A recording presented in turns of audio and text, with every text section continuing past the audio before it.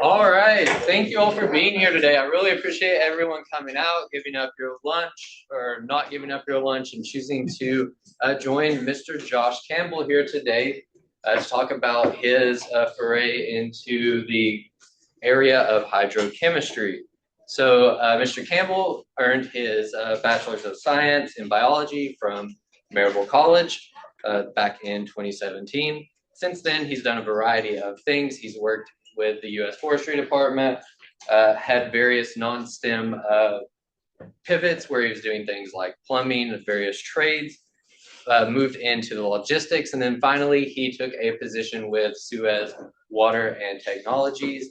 That ultimately led him into the role of account manager, where he then stayed in the role of account manager when they transitioned to the company he's currently with, Veolia, Water and Technologies. Without taking up any more of your time or his, I will turn it over. Please help me in welcoming Josh Campbell. Thank you all. As you said, graduated in 2013. It was or 17. It was a fun time here. I'm having flashbacks to my senior thesis right here, but that's okay. That was a different time. So I started out with a biology degree, and then kind of took a weird path, as it kind of says. We always start with safety with my job. But my first thing out of college, I worked for the Tennessee Division of Forestry. I was a forestry technician, wildland firefighter for right around a year out in West Tennessee. It was a good time, a lot of wildfires. We got to operate bulldozers and tractors and maintain a state forest. And up here, we actually helped save a house right there from one. You can see the bulldozer tracks. And this here is us driving through a fire to, this was actually an arson case. There's a bulldozer in front of the truck that you can't see, for perspective of how thick the smoke and stuff can get, and something like that. I decided to move back home, and a friend of mine that owns a plumbing company was like, hey, come work for me. You might be able to be our manager and thermal compliance, because they do a lot of massive different things with neighborhoods and whatnot that need environmental compliance and stuff for. That didn't work out. So I started to get back more into wildlife stuff and doing things. So I volunteered for a while with TVA, with their terrestrial zoology team. These here are, I'm forgetting the name of the bats, but we spent many nights netting those, and we'd capture them. They'd put little radio transmitters on some of them. I didn't get to actually hold them because you have to have a rabies vaccine to hold them. I didn't have that. But they, you can see the little band there. They banded each one that they caught, and then some received radio transmitters, so they were able to track them and find kind of where their nesting areas were. Then I went, after that, I finally got into more of a professional career. I did medical sales for 2.5 years, because I was a pre-med major at first when I was here, and then I moved more into environmental. So I had a little bit of the medical background training, did internships with different things as well. That was a lot of fun during COVID, selling oxygen and ventilator stuff. That was a difficult time, very busy, very, very busy time. And then I ended up with the company I'm with now. We were called Suez, and we were acquired by Veolia 2.5 years ago. If anybody knows Seth Carter, plays football, his dad was my boss at first, kind of still is. And this is actually at a plant in Loudon. I know it looks like Alaska. That was the snowstorm last Christmas. It was 5 degrees that day, and we were there for 12 hours outside, taking that truck around everywhere. Not every day's like that. It's actually a pretty fun job, but that day was quite miserable. This is a side picture of that plant as well. Just kind of give you a perspective of some places I work in and what we do. So this part right here of the plant is the distillation columns and the rectifier columns for the ethanol process. They take corn, and they take everything out of that corn, including the starch, the gluten, the sugars, and they make sugar at this plant. They make high fructose corn syrup, sucralose, acrylose, They refine the gluten, take it, and it goes into other processes, chicken feed, all sorts of things. And they take the byproducts of that corn and they actually make cattle feed with it too. And the actual food pellets, it's pretty neat. This is a large cooling tower on the site. If you guys know what a cooling tower is, there's one on top of Sutton, you can see there, kind of steaming off. That's the evaporation. The point of the cooling tower is to remove heat. So there's stuff inside that. It's called fuel. It splashes out, makes really small water droplets, dissipates heat a lot faster. Close the door. Close the door.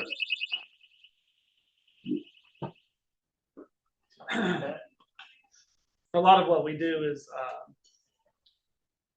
a lot of my responsibilities are chemical inventory, account management, contract management. It kind of got cut off there, but my account base in the area is $2 million of revenue per year that I am responsible for maintaining and growing. So I am a sales role, but also have to have the science background and the knowledge to be able to continue that and make sure that these don't scale up their heat exchangers and cause plant failures and whatever else that'll shut down a plant very quickly, and then you get some bad phone calls. That hasn't happened to me yet.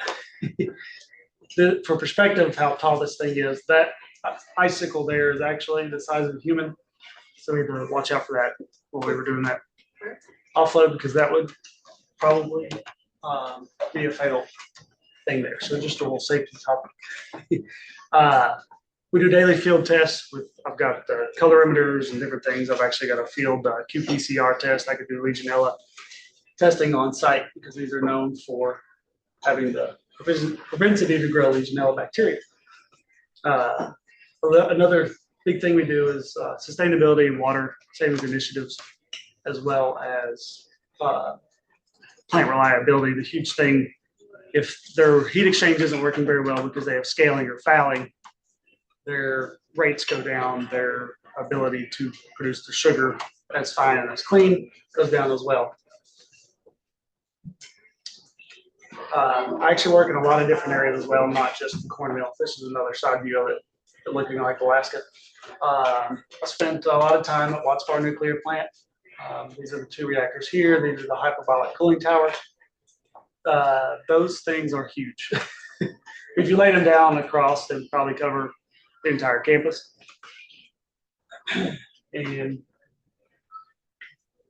we actually work in the brewing industry a lot too. Like I spoke with the ethanol, that process has a lot of different things. That's called scale. They use cooling, they use reverse osmosis, they use water treatment at the end, which we have a hand in a lot of different things like that. You don't want to send the bad stuff down the drain. The wood milling is kind of a cool little world. They take the wood that they're milling and they take the sawdust from that and they actually run their boilers on that sawdust. So it's pretty self-sustainable fuel for them. And then they take that and they make flooring and they dry that wood in these kiln ovens with a really dry steam from these boilers. I don't have a picture of it because it's a tiny little plant, but it's just kind of a cool thing. The power plants are really fun to work into. Not really. The security's crazy. Like at the nuclear plant, it's just very strict, but then it's really safe, so you don't have any worries there. A lot of people are always scared of nuclear plants, but all the radiation is contained in those big drums. I've never registered any REM even inside the containment zone. We have to go down into the turbine building and collect samples. We do what's called molluscicides, and they have to kill off all the clams and everything else. They get inside the tubing that's taller than me, and to try to clean that out so that it's possible once they're invaded. A lot of what we do with water chemistry is we try to have a mass balance of the ions in the water. We control that with what's called cycles concentration. We try to run around 6 to 7 times the normal of what the city water influent would be. That helps to save water, save chemistry, and other different things. We run a lot of stuff off of these. These are called Ready, Set, Go. True Sense controllers are made by Prominent. They control our pumps. They read our pH, our ORP, and the conductivity of the water, which are all the kind of a measurement of the ions. And then this here is actually a chlorine analyzer that is live stream that we dose sodium bisulfite to neutralize chlorine prior to reverse osmosis system, because those systems have what's called a membrane that can be destroyed by the chlorine itself. And then on top of that, we use a lot of different dispersant controls, crystal modifiers, different things like that in the treatments that we have. We test for chlorine, we test the tracers that go along with those active ingredients to tell us exactly kind of what is in the water that we're treating. And we also try to control biogrowth with chlorine and other things. Another big thing is corrosion control. We use a lot of different things. Azoles control or help prevent the copper ions or the copper from destroying the steel, because copper and steel don't mix very well. You get dissimilar metals, you get galvanic corrosion and different things. So a lot of that treatment involves azoles, and then you also have sacrificial cations and anions, which would be phosphate and zinc in some cases. But environmentally, we're trying to move away from using treatments like phosphate and zinc, because of the phosphate, as we know, creates algae blooms, and then zinc and phosphate flying around into water and back into the rivers and whatever else. So a new thing that we've actually, our company developed in our R&D labs is it's called an ecofilm. It takes the calcium and other harness ions that makes it, informs with the iron on the shell of the tubing and whatnot, and creates a corrosion resistant layer using the actual calcium in the water, which eliminates the use of phosphate and zinc. We do still have to use azoles though, because the copper will still attack that layer of iron. You know, you use a lot of oxidizing biocides like bromine and bleach, kind of like a pool, except for bleach isn't your household 1%, it's 12.5%, and it will hurt you a lot. I've had a few incidences with these products right here that are pretty dangerous, but if you follow your safety standards and different things, it's pretty neat, fun stuff to deal with.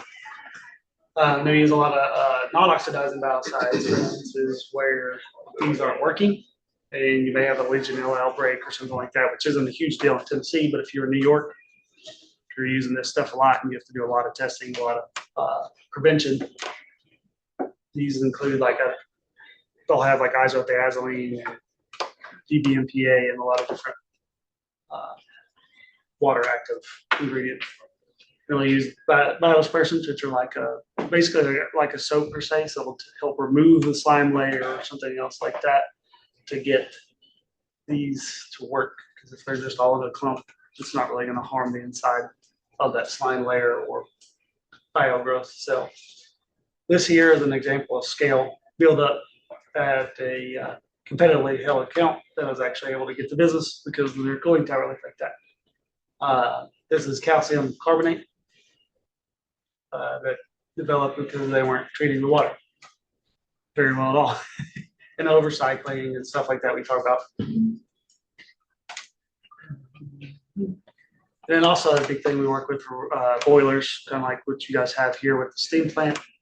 I remember the days they used to burn the wood chips. You just see them rolling around all the time on their little bulldozers if you lived in Carnegie. The big thing we do with the boilers is the feed water that goes into them.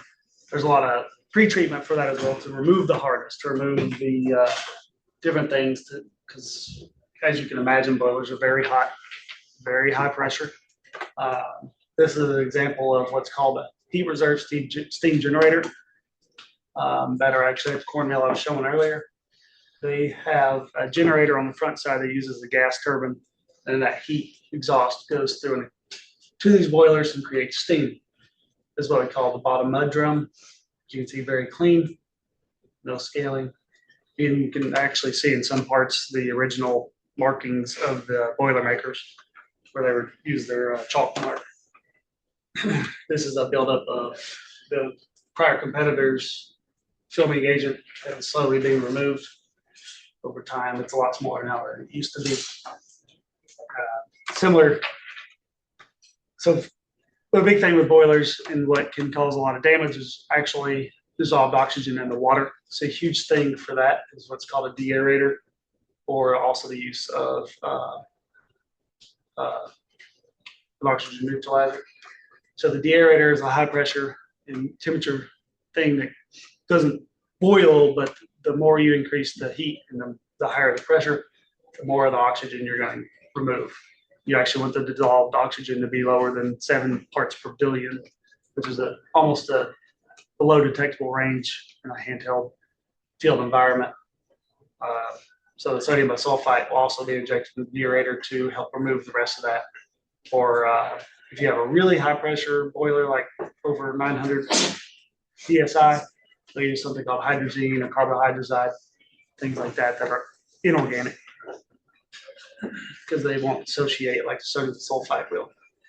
And also you use crystal modifiers and different things, different polymers for the water as well to help prevent the scaling as well as corrosion. They'll form kind of a hematite layer on the piping and tubings, which help protect it. And so this is the lower drum where the water actually, or a lot of the water is. This is the steam drum where the steam is actually produced and goes through these what are called cyclones and then out to the plant. Very high pressure, very hot, very dangerous. The key for steam is to be dry and no carryover of particles like silica or different things like that, especially if you have a turbine. The silica can build up on those turbine blades and then cause a failure, cause blades to actually come off and destroy the whole unit, which has happened. And then also once that steam condenses back down, there's a lot of alkalinity, or not alkalinity. It starts as alkalinity, then it becomes carbonic acid and will actually rot out the tubing very quickly in a carbon steel environment. So we do a lot of treatment with fuming and neutralizing amines, which can be fun to work with as well. They're highly flammable, smell really bad, and when you're offloading those in a bulk tank, you want to leave the building. And as flammable as they are, we have a lot of incidences where we have a stop work authority where I've had to say, hey, you're spraying sparks onto a tank that could blow up and kill you and all of us. So it's a fun environment, but you got to be careful. It's not a safe world. This is an example of a power plant. There's a similar one of this would be up in Rogersville, or there's one in Chattanooga. This is what's called a cogen generator. So you've got a big version of the boiler I was just showing you on the backside of a gas turbine here. Then does go to the steam from that goes to a condensing turbine here, which the condensing comes from the cooling tower, which cools the water and creates vacuums and whatnot to pull the steam and everything else through, kind of like a continuous loop. They'll generate the power out of these units as well as the turbine there. There's a lot of pre-treatment for these because you get a very pure water. So you usually see like a cation and anion exchange, which takes the different minerals or ions out of the water based on what they are compared to the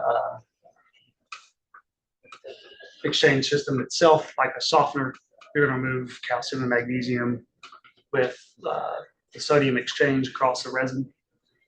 And then they'll also usually go to what's called a reverse osmosis system. You guys ever heard of reverse osmosis? It's a fun machine to work with. We actually run a few at places like Pepsi and Coca-Cola. And then the nuclear plant, Watts Bar, we actually have a massive RO unit system that they produce all of the primary water for the nuclear plant itself. And then another stage of what we do is influent and effluent clarification for filtration. So this includes for influent, like I said, for the power plant, you'll do either like a cation exchange. Sometimes you have to have a clarification process where you use coagulants and flocculants. Coagulants to break the charges, flocculants to create the clumping effect and settle out. I don't know if you can see this picture very well, but that's kind of a high NTU, a lot of stuff in the water that are better. And we're under 1 NTU with this sample here, actually, which uses different ppms, parts per million of the flocculant. The flocculant is usually around 1 ppm. It's all you really need. The hard part is breaking that charge with different things like an alum or polyacrylamide kind of things. This is what a reverse osmosis system looks like on a large scale. This is what you'd see at like Pepsi, Coca-Cola, Fresenius Medical, where they make dialysis fluid. Have systems very similar to this.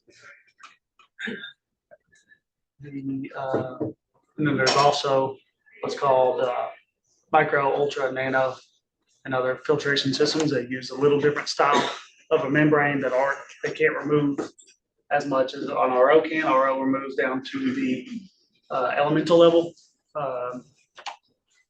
You start to remove viruses and bacteria at this level, but not here. And the micro is more of your TSS. A huge thing, and it's becoming more popular, is sustainability and environmental protection, especially with water savings. There's a huge push for plants to save a certain percent per year.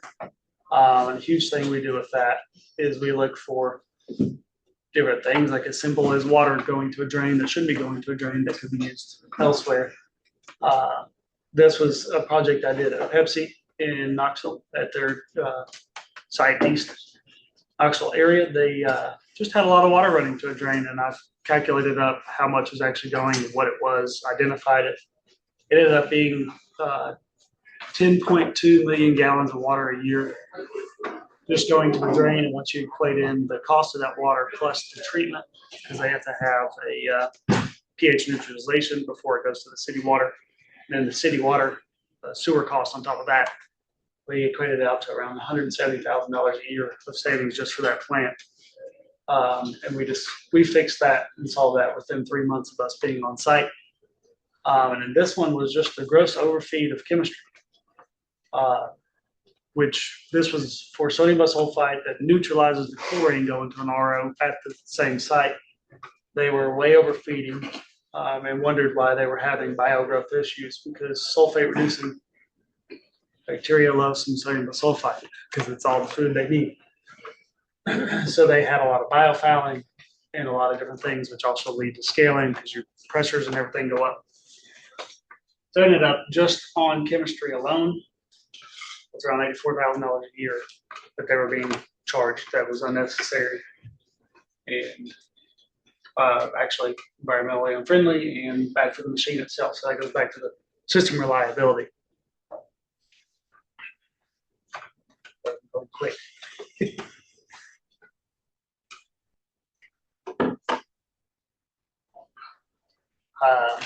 So the company I work for, Veolia, is actually based out of France. They are now the largest water treatment company in the world as far as offering for industrial and municipality water clarification and cooling and boiler. What we do is we actually develop and patent a lot of our own chemistries. Like we have a special stress tolerant polymer that we use in most of our cooling applications that is able to withstand high halogen environments, which halogens, if you don't know, are chlorines and hydroxides and stuff like that. And we also have patented biocides and different polymers for waste treatment in itself. There's some new ones being developed that use actually a byproduct of shrimp shells. It's hard to say. The chitin in that, I believe, is what it is they use, and it actually works very well as a flocculant instead of using heavy elemental stuff like iron and alum. Iron and alum chlorides, which work very well, but you have to use a lot, and they add a lot of weight. We also design and build the RO units that you see at these plants ourselves. We make the membranes as well, which is kind of uncommon. Most places that build them don't actually make the membranes that go with it. These range a lot from the RO to the filtration membranes like nano, micro. and I'm lost. um, then you have the Veolia North America, which is the mother company of us here in the United States. They actually will build and design whole municipality plants, like in Superior County. Their entire water treatment system is designed and ran by Veolia. I'm not sure about Blount County. We also have our own analytical labs, which are really cool. There's the one here in the United States is in Tomball, Texas, which is right outside of Houston. I've been there many times. It's really cool. They have the ability to run elemental analysis on any forms of water down to parts per billion, on many things for the metals. They can run bioplates and all sorts of other things as well there. They also have a part of that works for the refinery division. We have a lot of business in the refinery world, especially in Houston, where they help with clarification of the oils and prepping for the refinery process in itself. And then another thing is I actually have two of these kits, but we have the ability to do Legionella testing on site with a qPCR device. It's just a little cube, and you run this whole little process. I almost brought it in, but if anybody wants to see that after, I can.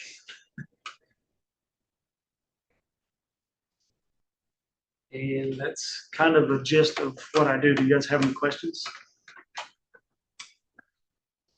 Sorry, that was quick. I feel like. No, you're all right. What questions do we have about a career in water quality? I guess a little bit for just talking about, so how did you get started with like the wash bar? So our company has had a contract with TV. We actually do all of TVA nuclear power fleet for their influent water and the cooling water in the plant.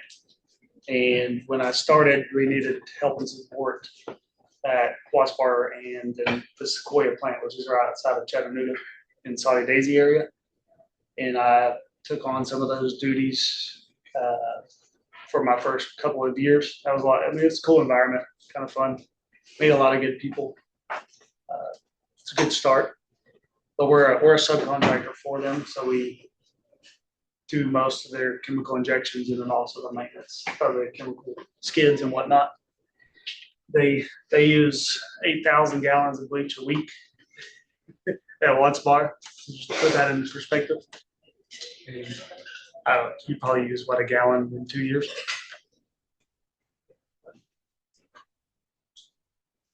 Are there any specific classes that you remember taking here that like you use in your everyday?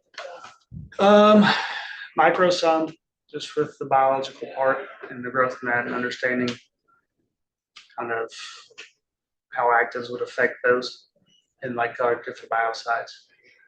Chemistry, of course, because there's a lot of mass balance with that. You got to be able to help. I kind of struggle with it still like I did in school, but the calculation of parts per million and the dosing of that in the equivalent of a 30,000 gallon recirculation rate can get a little tricky. And you look at different things because you got to take the percent of the actives and figure that into the ppm dose. How do you find your industry is collaborating with like developing technology today? Do what?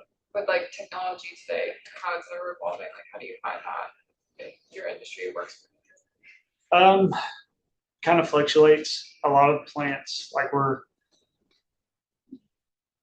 with the new battery plants that are being built and stuff for electric vehicles. We actually do a lot of that with the lithium processing and whatnot, as well as the clarification of that and recycling that. And then we actually are developing our own technologies, like with the ecofilm, to eliminate phosphate and zinc as a treatment. If the water can use it, you have to have a certain level of hardness in the water to actually use it, or it won't work. So it kind of depends on water quality and a lot of different things. Plus the EPA regulations dictate kind of what plants have to do as far as their effluent discharge, whether it's an NTU level or mercury level, which is huge. With coal plants closing down, they have to clean and remediate their coal ponds, which is a lot of money and a lot of chemistry. So we do a lot of metals precipitating with those things. Here's what's called, our patented name is Met Clear. And it'll remove metal ions like mercury and some of those heavy metals. What are some of the roles available, like with respect to like research and development? Let's say you're someone who's a lab junkie and want to remain in the lab. Like what types of careers do you have? So, like at our analytical labs, we've got organic chemists, we've got analytical chemists. There's metallurgy specialists, and then in the R&D labs up in Philadelphia, we've got R&D specialists, we've got test boilers, they help design and create the different chemistries and incorporate different ones as well. And then if you wanted the field work, you can do what I do. We've got field service reps, interns. There's actually an early in career path where they hire people right out of college, kind of like I forget the name of it currently, but it's kind of like an internship, but you're paid and you have a job and you work your way up. So it's kind of nice, but it's after graduation.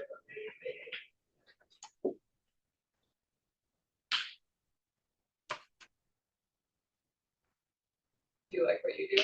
Yeah, it's a lot of fun. I've had a pretty diverse path, as you can see. Firefighting was really fun, but not a lot of money and away from home. But it would work if I had to. Then I know you kind of talked about like visiting like the different plants and stuff and coming up with solutions. Like what is like your current like day-to-day look like? It depends. So like I have a set schedule for Tuesday and Thursday usually where I'm at the corn mill in Loudon, usually at least for the most part of the morning. Me and our field service rep will go in, we spend probably, our day can be 4 hours there or it can be 8. It just depends on, because we have a lot of chemical injections. We maintain pumps, maintain tubing, different things like that. And then we do a lot of hand testing, like I said. So we have our kits where we test for chlorine, molybdate, which is a tracer we usually use in a lot of our products. We'll run calcium and magnesium hardness. We'll run alkalinities as well in all those systems. And we'll also do biotest, which we take, it runs the free and total adenosine triphosphate in the water, which would measure the difference between the living and the dead things in the water. It uses actually similar properties to what lightning bugs use with bioluminescence. So when it goes into this little pin, you dip it, break it loose, shake it, put it in the reader, it illuminates and it can measure the ATP in the water. And that's kind of a day there. And then there's some days I'm out marketing and what we call stack chasing, looking for steam coming off a plant that we don't know or have yet. We do a lot of audits for places to see if we can help them reduce their water use, help them reach their EPA requirements, because if they're not, they're getting a lot of fines. They like for us to come in and help fix that. And we're here the next few months. It's going to be pretty busy because we're setting up 3 new accounts in the chemical processing world, a new tire manufacturer, and a lot of different things like that. It's a lot of planning. There was a question over here. How long do you usually stay on a site for a project? It depends. I use the corn mill as an example because it's one of our largest, or Y12 as an example, where it could be all day or it could be, if it's a new account, we'll usually be there for multiple days. When we were setting up this account, it was 2 weeks straight, basically. Setting up new controllers, testing, trying to get everything into the theoretical range, and then you get the real world of what's happening. Because we can run algorithms and calculations on what we think we need for these systems, but once you're in the environment with the heat loads they have, everything kind of changes. So you got to be able to fluctuate and adapt and know how to figure that out. But in general, half days at some places to an hour at others. And I drive at the most like 2 hours, but that's not bad.